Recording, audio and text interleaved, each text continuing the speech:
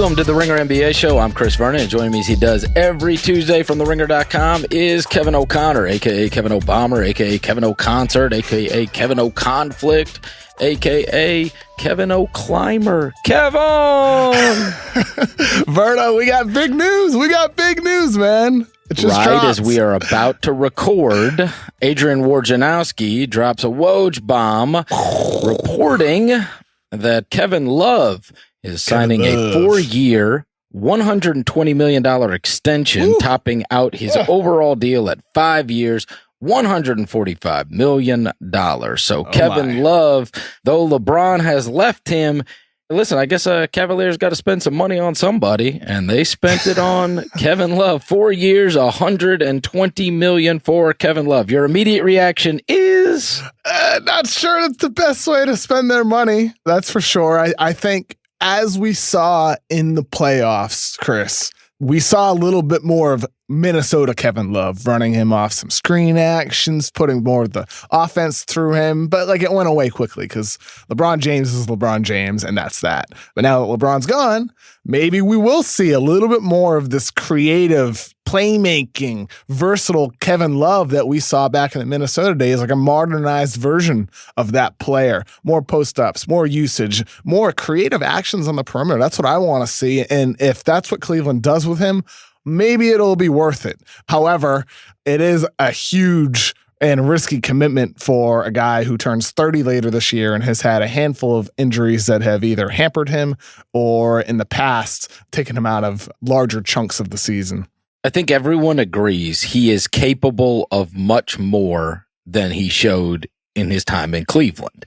That he's been underutilized. He was, and it's very rare that we get to see this. Typically, if you move into the secondary, or in his case, third role, where it's kind of like, at one point you look up and Chris Bosh is standing in the corner for corner threes.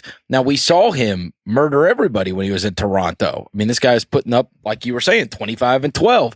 And we never really saw Bosh go back to that, right? So now it is this opportunity. And does that guy still exist? The guy that's getting you a double-double every single night? I tend to think it is. Yeah. And so I would imagine that Kevin Love will probably have a really big season. And I think we all know, he was a role player, and he is no longer a role player. He is clearly their centerpiece and their star going into next year. I wrote an article, I forget when it was, sometime during the playoffs, and it was here's what some of the things Minnesota does for Kevin Love. Here's what Cleveland doesn't do for him. And it's, as you said, he was effectively just a role player, right, Chris? I mean, he was 12 shots a game for a guy who is an all-star these past 2 seasons and was previously, just 5 years ago, a 26 and 12 guy. One of the better power forwards in the game. Really, the question moving forward for Cleveland will be, is that player somebody who leads to winning? In Minnesota, it didn't work. In Minnesota, they topped out as a mid-30s win team with Kevin Love as their centerpiece. They went 40 and 42 in his final season. Is that what they are if Kevin Love is your best player? Maybe, maybe not. Kevin Love in today's game, maybe you can, instead of getting him 6 threes a game, it turns into 8 threes a game. He's a very good three-point shooter who can be used off screens. People forget what he was used like in Minnesota with some of the actions they ran him through and the playmaking responsibility that he had. Maybe we see a newer, better, modern version of him, but I do wonder if there's a limit to his style because of his average at best defense. The fact is that I don't even think his post-ups are nearly as effective anymore. And then there's the durability. I'm not sure his at-rim finishing numbers. I need to pull those up. I don't believe his at-rim finishing is even quite as strong as it perhaps may have been in the past. Well, and the other difficult thing is it is always hard if your best guy is one that does not have the ball unless somebody throws it to him, right? I mean, we have seen this. There have been tons of teams that have had great power forwards that were limited when it came playoff time. Now, you could blame the whole roster around them, but whether it was Kevin Garnett and his time in Minnesota or Love's team, as we mentioned, they stunk, or it's the Pau Gasol Memphis Grizzlies, or it was the Chris Bosh Toronto Raptors, or you can go on and on. There's been a bunch of teams like that in the past where nowadays, if your best guy doesn't have the ball, you're really up against it. And so obviously, it's going to be on Colin Sexton to pass Kevin Love the ball. And yeah, I mean, you're going to be limited if Kevin Love is your best player on your team. But maybe, within the next 4 years, they can find somebody better than Kevin Love to pair up with him. You're right. And that's the interesting thing is like he at least allows you to maintain some semblance of having a competitive team because the Cleveland roster is not great, but there's a little bit of talent on there. And maybe Kevin Love, in his role can help them out. Maybe Colin Sexton's better as expected. On the other side of it, Chris, is maybe now you have Kevin Love locked up long term, or if he is a dominant 26 and 12 player again for you, suddenly, as soon as you're eligible to trade him, maybe teams are looking at that new looking Kevin Love and like, we'd give up some pretty nice assets for this player. So Cleveland has him secured long term. And if he impresses and stays healthy, he could suddenly become quite an appealing asset for teams in need of a scoring forward who can play make and at least play average level defense. Yeah, and I don't have any problem with them locking up that asset because you gotta have something, unless you're just going to be playing to lose and playing for the draft, and that's the way you're going to be able to get really good players on your team. I mean, he's clearly their best guy, and so locking him in, it's going to be tradable. It is, even if it's a big contract. It doesn't go until he's 35, 36, 37 at least. And, you say, well, of course it doesn't, but we're seeing guys getting deals that it will go to the point where they're much older. And I actually think his game is going to age well. If he can withstand, as long as he can stay uninjured, I think his game's going to age well because he is not the athlete. His game is not dependent upon athleticism.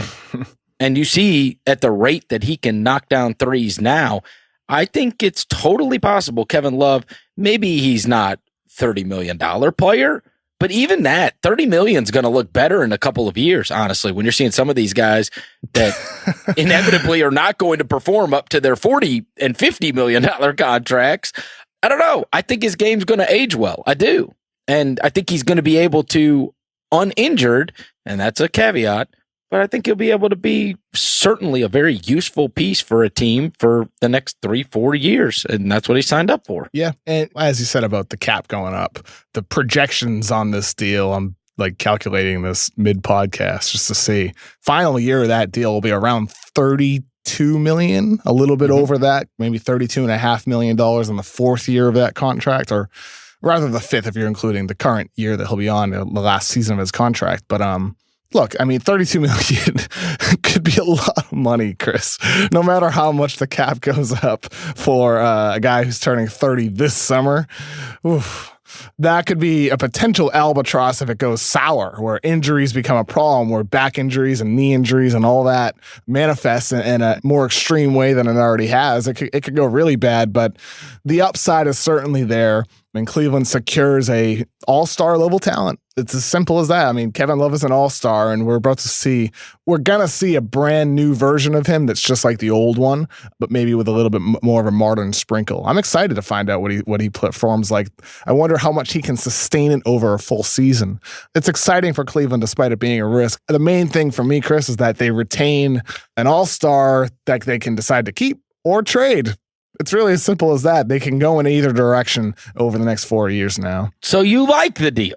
I could never figure you out. I thought you didn't like the deal. Well, yeah, before we were recording and the news first dropped, my initial reaction was a little bit more on the negative side. But sometimes that's what happens. And then reason enters the picture and you realize, hey, if this guy kills it, if he's like dropping 25 points a game, right, rebounding the hell out of the ball and like he's averaging 5 assists because they're running the offense through him more, what does that mean for you? It means A, you have a really, really good player on your team, and it means B, you can keep that really good player and continue competing, or C, you can deal that guy for a lot of assets.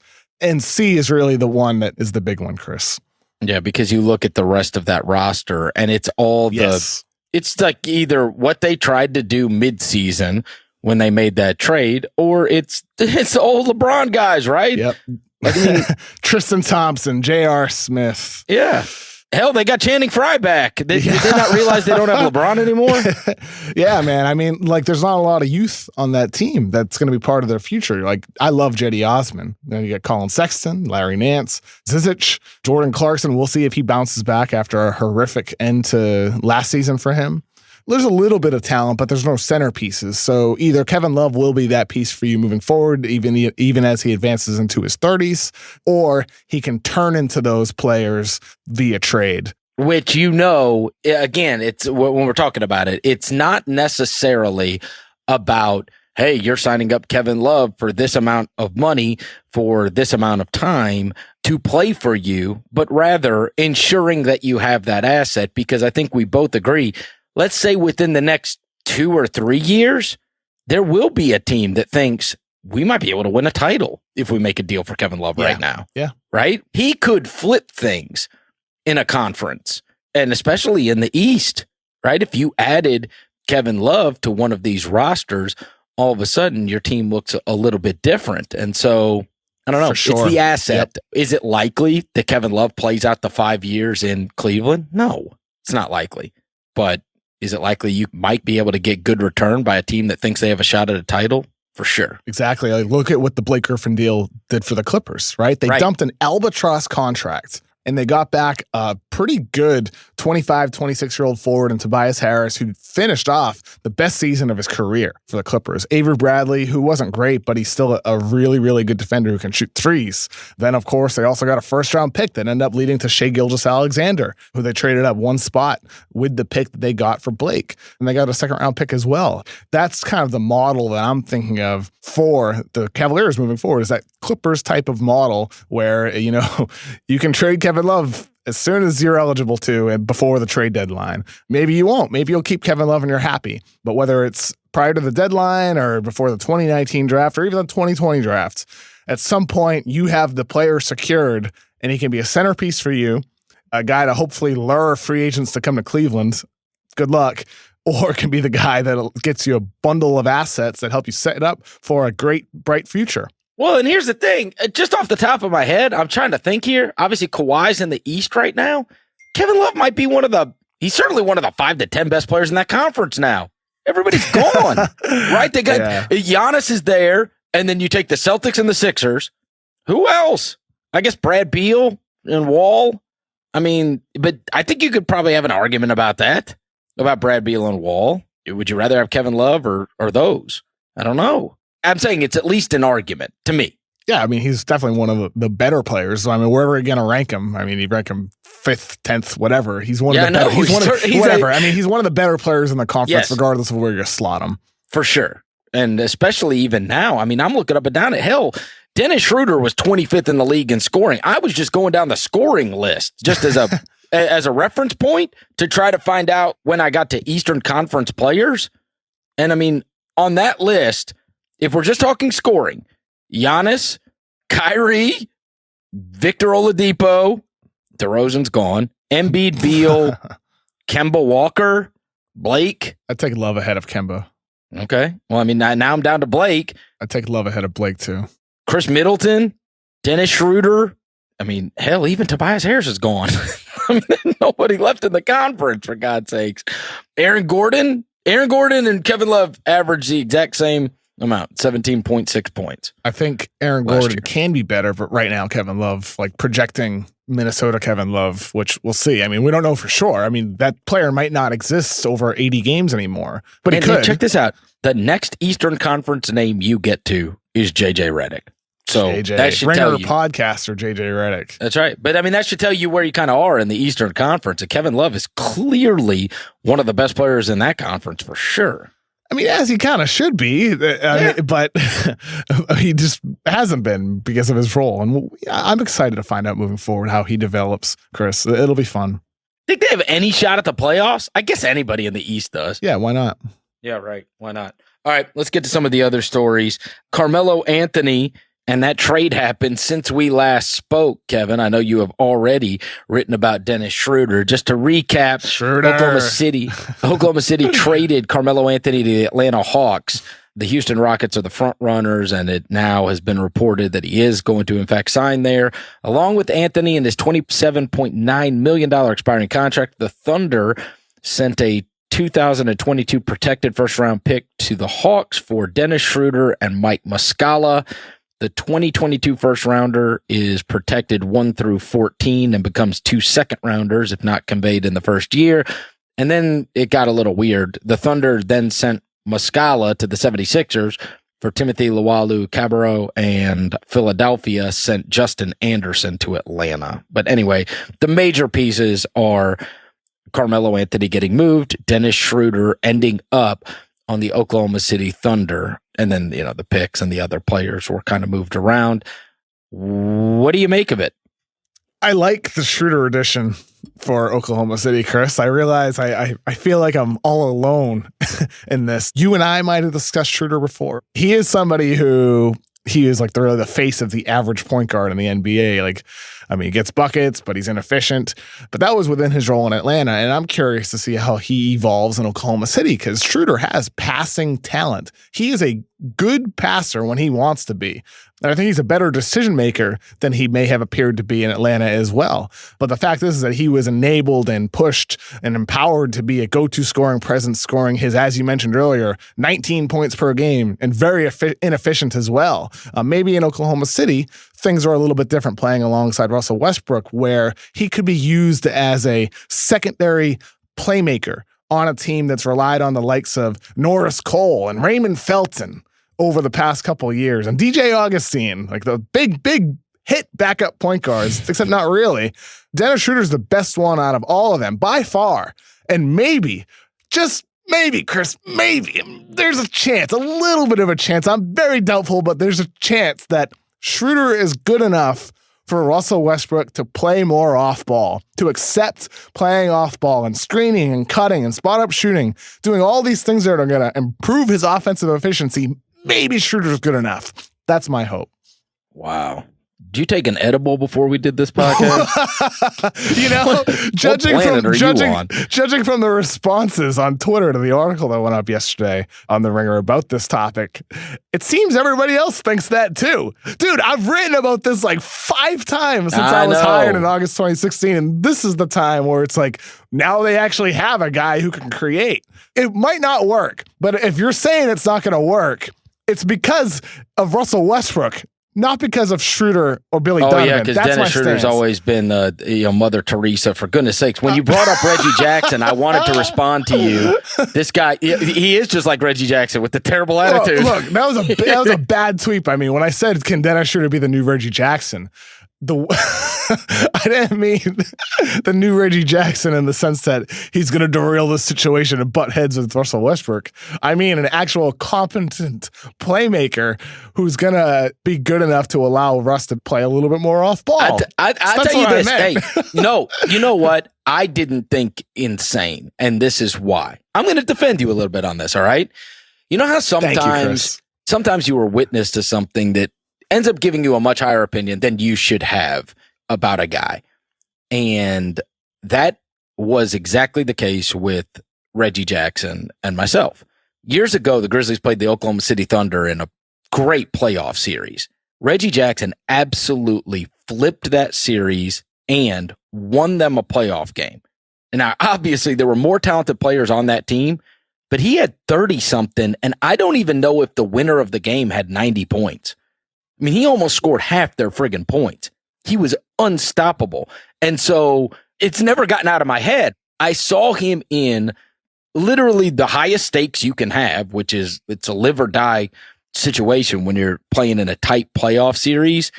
And in one of those games, he flipped the game and he flipped the series by being able to come off the bench. And if you told me that there was a night where Dennis Schroeder dropped 27 in a playoff game, that's not out of the realm of possibility. Not at all. No, at all. Right? And so that's where as soon as you said that, that's what my mind went to.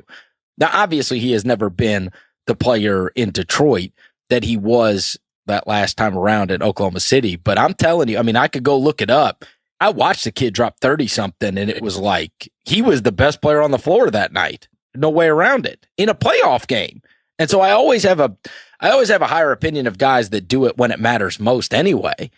And he did.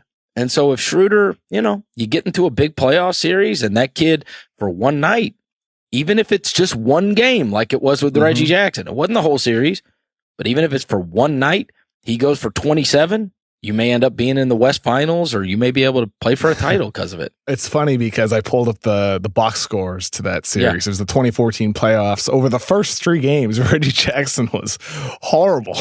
He was 3 for 19, 15 total points over games 1 through 3. And then game 4, he went off 32 points on 11 of 16, and he helped Oklahoma City win a game 92 to 89. It was 34 points? 34? How many did they score? 92. So 32 out of their 92 points. And it was a 3-point win for Oklahoma City. They were down 2-1 in the series, and that started to help swing it the other way for them. Yeah, because if you go up 3-1, they're dead to rights. Kevin Durant in that game, only 5 for 21. Russell Westbrook, typical, only 6 of 24.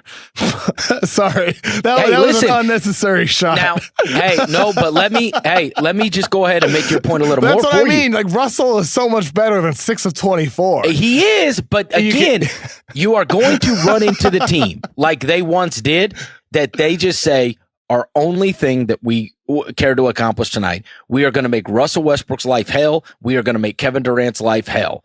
And at that moment, somebody's got to step up. And so, yeah, the name has changed from Durant to George, but you better believe that somebody, by the time it gets to that level of competition, there's going to be somebody that says, we're going to make George and Westbrook's life hell. And that's where Schroeder can come in. Because listen, you ain't getting a 20-something point night out of Roberson or Steven Adams or any of those other guys, but you might out of Schroeder. Yeah, you could. I mean, Schroeder has had some huge games. I mean, like, he is a inefficient scorer, right? Yep. Statistically, he's very inefficient, but he's also had some high volume, high efficiency scoring games last season too. His best game of the year was 41 points on 16 of 28 in a win for Atlanta against the Utah Jazz. He's had really, really impressive performances. And Rudy Gobert was playing in that game, by the way, as well, just for the record. Yeah, he has upside to drop 25 plus points for you that can help swing a game. And we'll see if that manifests for him in the playoffs. I think he's capable. Schroeder's a guy that I underrated a little bit when we talked about him during the season. I underrated him a little bit. And I think with him, I'm kind of reminded of the Victor Oladipo conversation where last year when that trade happened for Paul George, Victor Oladipo, who I had ranked first in 2013, I loved him as a prospect. I thought he had star potential. After 4 seasons, 3 with Orlando, 1 with Oklahoma City, I kind of gave up on him. I thought that he plateaued, and that's all there was to his game, and that was a mistake. When in actuality, he changed his body, changed his game, and reached a new level with the Indiana Pacers. And that's not going to happen with Schroeder and OKC because Russell Westbrook is the guy there. Paul George is the guy there. There's players that will and should have the ball ahead of him. However, I do think some of the knocks on him, like decision-making, poor defense, inefficiency, those are things that were previously strengths in the evaluation prior to the draft. So maybe playing on one of the better defenses in basketball helps him turn into an effective defender. He showed signs of that earlier in his career, and maybe he's enabled to be more of a playmaker first instead of a passer first, which was exactly the guy he was when he first entered the league. So maybe there's more to him.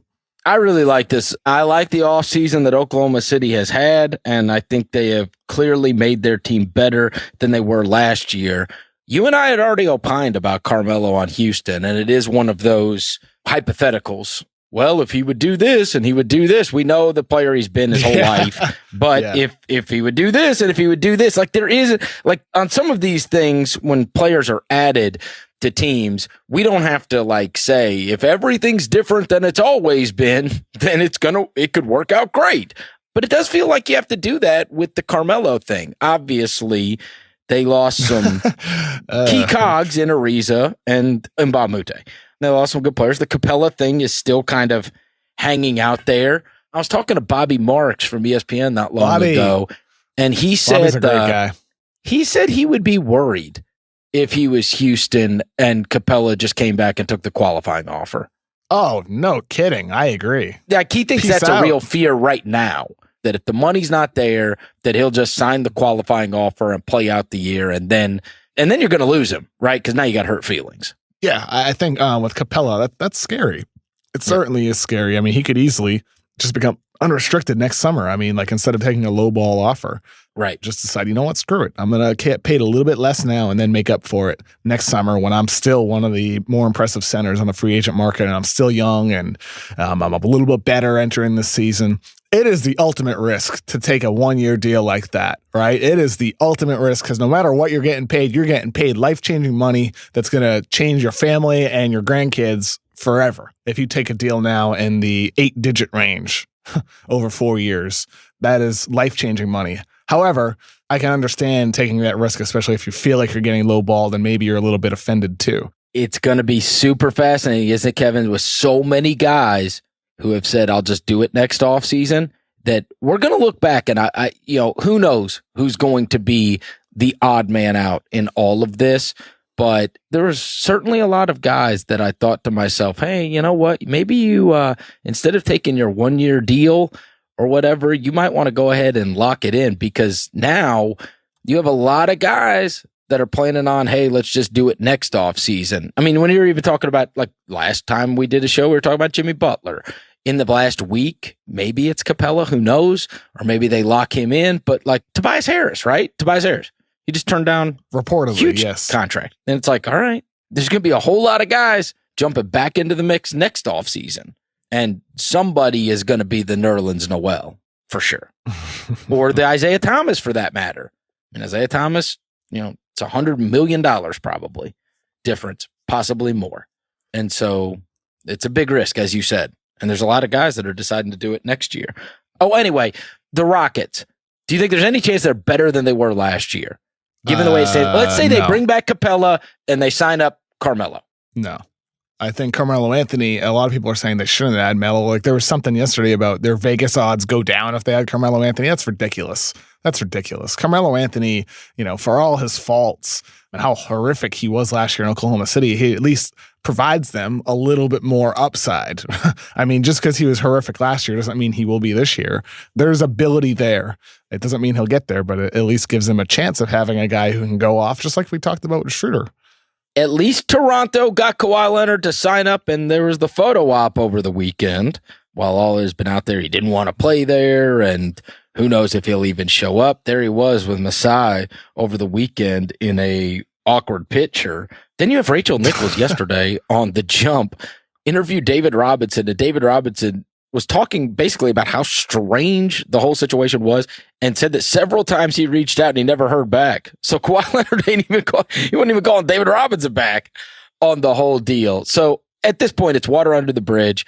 He is in Toronto, and we'll assume he'll be there for training camp and he'll be able to play next year. And who knows what that year is going to go like and whether or not, he's going to be in the George situation, which everybody who is deciding it's going to be a 1-year rental or whatever else, he's already left a boatload of money on the table, Kev, because he could have signed the Supermax. And now you're going to leave $50 more million, because that's the opportunity they'll have is to offer him that in Toronto. So who knows whether it's going to be short-term or long-term, but clearly they're in the mix. It's Boston, Philly, and Toronto, right? Yeah, I love that. Did we talk about this last Tuesday? I forget when the deal happened. No, we didn't. This happened later in the week. I'm excited about that for Toronto. I think even just 1 year of Kawhi and Leonard could be better than the 2 years plus one with the player option of DeMar DeRozan. This increases your chances of winning the NBA Finals in the 2018-19 season. It's really as simple as that. And if you, with a whole country behind you, an improved culture in the locker room, and maybe you're more happy with the team doctors and strength and conditioning coaches and all that stuff all up and down the line, maybe you convince Kawhi to stay. And if you don't, well, oh well. You got 1 year with one of the best players in basketball the last time we saw him, and you increased your odds of winning the finals. And if not, guess what? You can pull the plug just like you've wanted to for a couple of years now.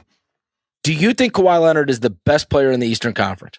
I mean, I don't know what player he is. I don't know who he is anymore. Who is Kawhi? Not to get all philosophical, but like, who is Kawhi?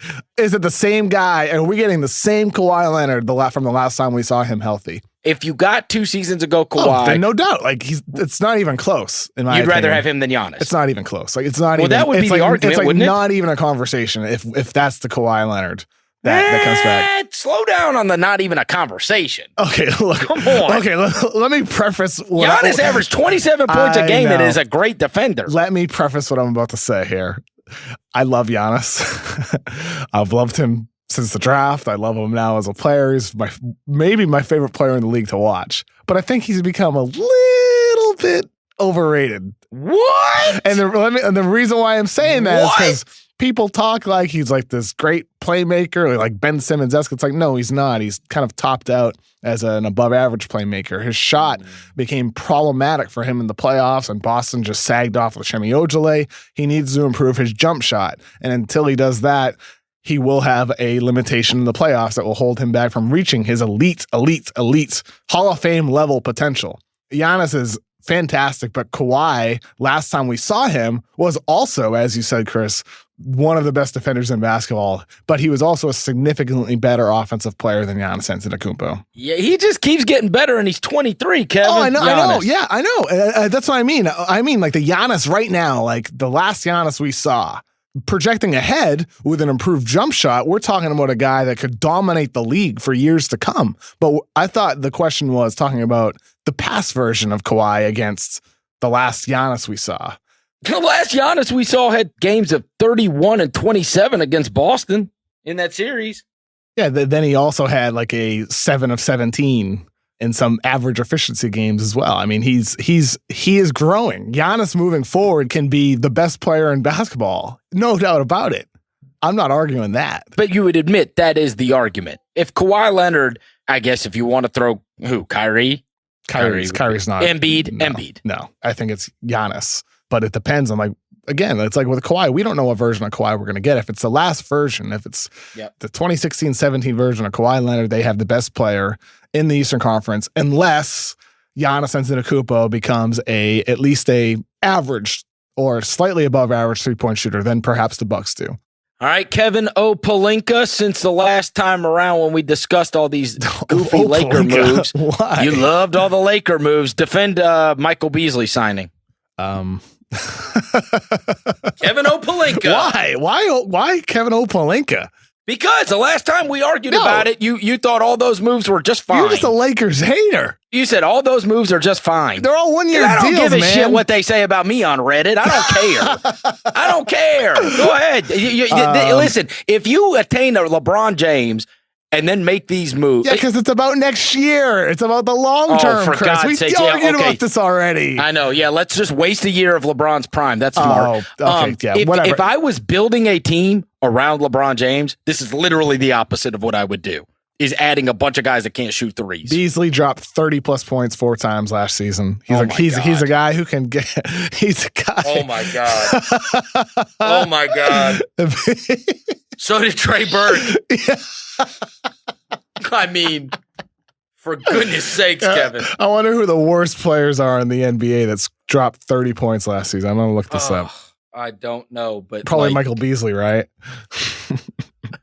Michael Beasley.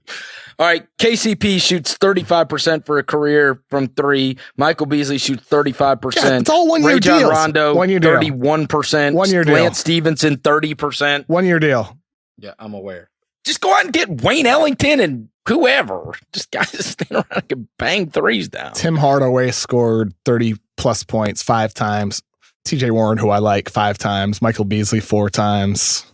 Dwight Howard scored 30 points or more 4 times. This whole justifying Ricky making Rubio goofy did. moves by saying it doesn't matter anyway is just bizarre. I'm not saying it doesn't matter, because it does matter, because they're all 1 year deals. LeBron James, for God's sake. They're all 1 year deals, Chris. Does matter. How about sign players that would fit better?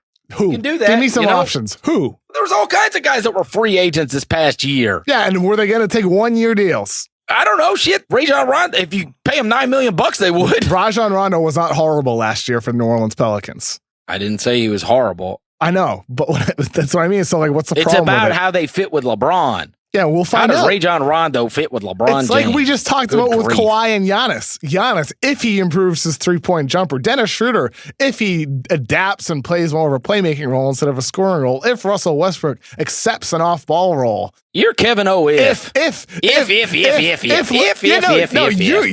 always if. No. How about just something I know is going to happen? Hey, this is a good fit. Yeah. What do you know is going to happen? That they're all going to become free agents next summer, and they're going to have a ton of cap space to make bigger moves that set them up for a brighter future. Maybe they could get Paul George. When Kawhi Leonard re-signs in Toronto, then it's going to be 2 off seasons in a row. Unbelievable.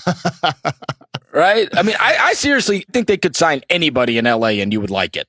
No, I know you have to live there. That's not true. No, it's not true. Hope they add Mario Chalmers tomorrow so you can be like, maybe they can rekindle what they had in Miami. No, if they sign these guys on multi-year deals, I'd be bashing them, but they didn't because they're 1-year deals, Chris. They retain max cap space for next summer. You go out and you sign the Wayne Ellingtons and the James Ennises and like these kind of role player guys stand around, and when LeBron inevitably controls the ball, he's going to control the ball. We'll see. Right? I mean, of course he's going to control the ball, but there's been the talk about him wanting to play a little bit more of an off-ball role. We'll see if that happens. And if it does happen, it doesn't mean it'll work.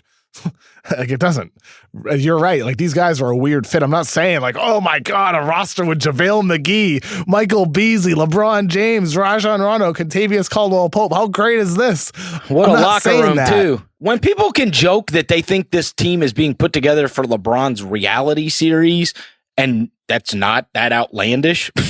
I think this is secretly Space Jam 2. Like, it's all going to be recorded. It's the meme squad instead of the Toon Squad. They should have brought Dwight Howard back then. Let's call it the meme team. I think that's what people have been calling it on Twitter. The meme team. It really is. It really is the meme. LeBron and the meme team. How can you not be excited for this from that perspective? Excited? How can you not be excited for that, Chris? The meme team. Dude. Rondo. Beasley. Stevenson. McGee. Even my guy Mo Wagner could be a meme with his emotions on the court. If you were going to compile like literally the goofiest group of guys you could, you literally just named them. Exactly. And it's going to be fun. And guess what? They're all on 1-year deals, and the Lakers can retain a max slot for the 2019 summer when a plethora of free agents like Kawhi Leonard, Klay Thompson, Kevin Durant, Jimmy Butler, and so on and so forth. I know you say the following summer. That any Boston feeling is gone completely dormant from you. But here's my Kevin O conspiracy theory. What? Deep down, you know that this is going to be a debacle, a wasted year with LeBron. Oh, my God. And that somewhere in the depths of your heart, you're like, thank God. They got LeBron, but they're still not going to do anything. They got LeBron, and they ain't going to do nothing with him. No. Great move. No. Because I'm looking at the big picture, Chris, and the big picture is what we're harping on. We're arguing in circles here that it's about retaining flexibility moving forward, which would allow you to sign a marquee free agent if the opportunity is available, and you allow that opportunity to be available by signing these 1-year deals. And some of these guys are going to be gone. Some of them could perhaps be keepers. Maybe you decide you want to keep Rondo moving forward. Maybe you decide Beasley within a role playing alongside LeBron James provides you that upside, that variance to come off the bench and drop 25. Or maybe you're not okay with that, and maybe you just let those guys walk. We'll find out over the season. All right. Well, for God's sakes, they owe it to all of us to bring back Swaggy P, at least at this point. Oh, they got to bring back Swaggy P. If they don't bring back Nick Young this offseason, is a failure for the Los Angeles Lakers. All right, last thing I just want to mention an homage from both of us who are huge Dirk fans.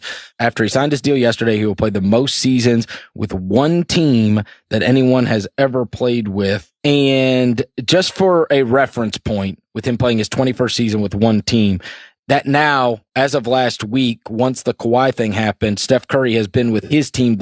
He is the only remaining 2009 drafted player still with his team. So players just simply do not stay with their teams anymore. Saw a tweet from Bobby Karalla yesterday, and it said, in reference to this, to break that record, Manu Ginobili would have to play until he is 46 with the San Antonio Spurs. Think about this. Steph Curry would have to stay a Warrior until 2030-31. Luka Doncic would have to play in Dallas until 2038. Man. I mean, when you think about it in those terms, my God, I contend we will never see this again, ever. We will never see a player play for one franchise for 21 years. Hell, we can't see a guy play for a franchise for 10 anymore, it doesn't seem. Now that Collison's gone, we'll see it someday. Was Collison and Haslam. Well, think about this. Once you get past Collison and Haslam, you know who the next three are? Russell Westbrook, Marc Gasol, Mike Conley. Those are the three with their teams. Longest tenured. It's just impossible nowadays. It'll happen someday. Someday. No way. It will never happen again. First of all, you got to play 21 years. Yeah. That really puts things into perspective. That's a great tweet by Bobby. Yeah. Right. I mean, like it feels like Steph's been with Golden State forever because he has been. He was drafted in 2009. Yeah. As what year did I say on him? 2009, 20, 30, 31. That's remarkable. 20, 30, 31. That is remarkable. Just the mere thought of Luka Doncic, his final season with the Dallas Mavericks. It's the 2038-39 season. Boy, it'll be great if basketball is still existing and thriving in 2038-39. 2038-39. Incredible. Kevin, it is always a pleasure. I will talk to you next week. Looking forward to it, Chris. Thanks to everybody for listening to another edition of the Ringer NBA Show. If you dig what you're hearing, go subscribe, give us a rating and review on iTunes, and we will talk to you next week.